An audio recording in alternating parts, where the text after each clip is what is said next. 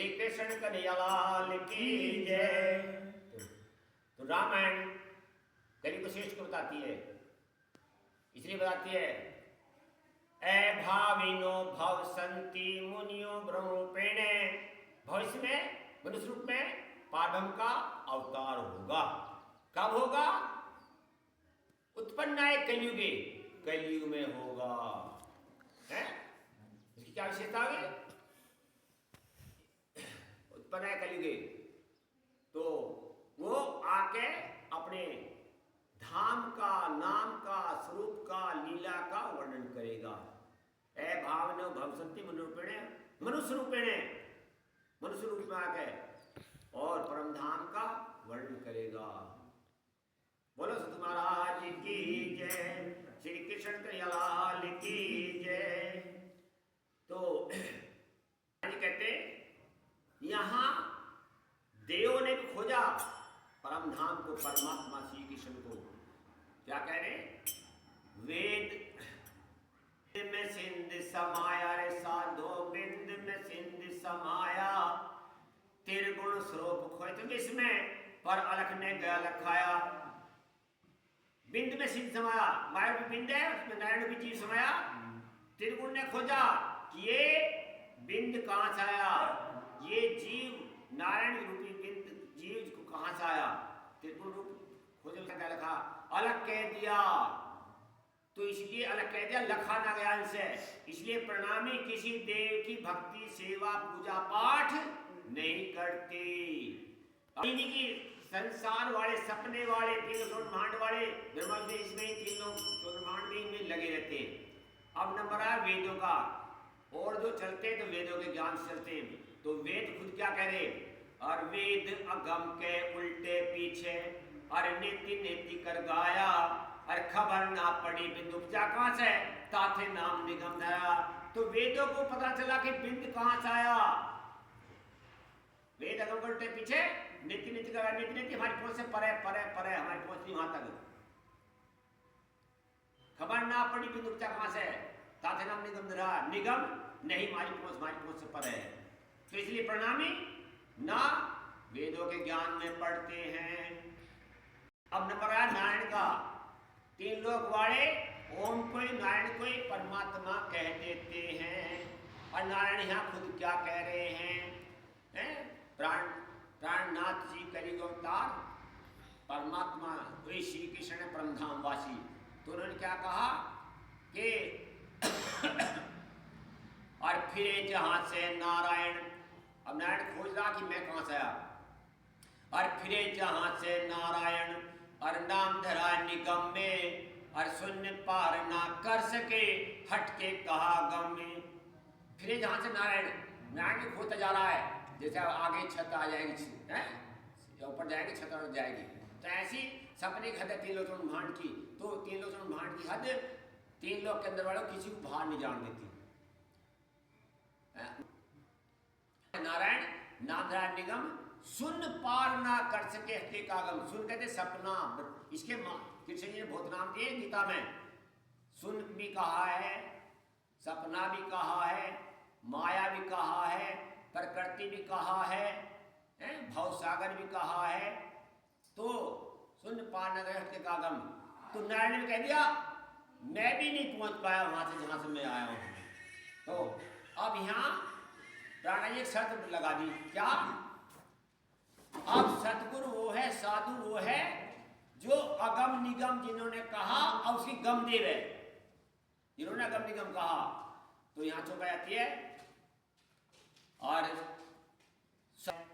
मोह माया और आपे, और पार पुरुष पर चावे, श्री महामती के तासे की जो मिलाप।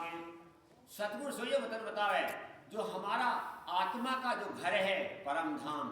सतगुरु सोइए वतन बतावे, मोह माया और आप पार पुरुष पर चावे, पार परमात्मा का परिचय देवे, श्री महामती के तासे की जो मिलाप। तो उससे मिलाप करना, जो उसका परिचय दे। तो तीन लोग वालों ने सबने अगम निगम कहा। तो आप प्राणनाथ जी ब्रह्मधाम का परिचय देते हैं। किसका है ये? जीव, नारायण जीव है, परमात्मा नहीं है। नारायण जीव है। तो अक्षर ब्रह्म की निराकार शक्ति को ओम कहते हैं, बिंद कहते हैं, और अक्षर ब्रह्म की साकार शक्ति को नारायण कहते हैं। तो अब राणा जी कहते हैं इत अक्षर काबिल सोमन, अक्षर ब्रह्म के मैंने सुपन देखा, उसे 5 तत्व 14 वन, 5 तत्व बने, पृथ्वी जल अग्नि वायु आकाश, 5 तत्व 14 वन, तीनों से ब्रह्मांड बना।